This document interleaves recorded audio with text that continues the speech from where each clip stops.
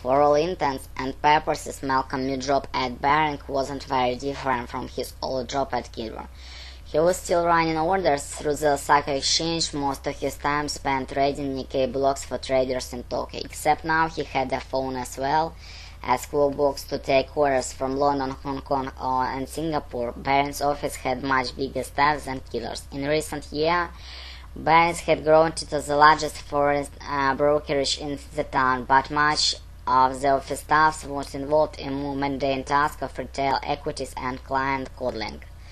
There were 20 staff together, including Malcolm and Carey, but only 5 of them worked the floor as traders, led by Teddy Sears and his imprintable mane of blonde hair. In the cubicle next to Sears was James Cooley, a portly 29 years old who was so obsessed with the soccer team Manchester U that he had forgone the unofficial trader outfit of white shirt and dark slacks for ever-present red and white Man U jersey. Adjacent to Cooley was Hank Beasley Rice, a reserved, prematurely bald young man who spoke entirely in one-word sentences, if anything longer would be improper. Stephen Dallin and Brian Chauncey were the transplants direct from London, both sporting the sickly pallor of recent Oxford graduates, and neither seemed to have taken well to the Asian hemisphere. With the weather beginning to turn warm and humidity started to rise, Malcolm wondered how long either of them would last.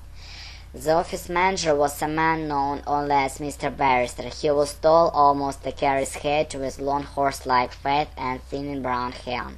He was always dressed impressionably, never without his tie or jacket, and he carried a clipboard that strolled back and forth the rear of the training floor. He was a friendly enough man, older than the most of trades. He had a habit of tapping his lips when he spoke, if he manually helping the words along.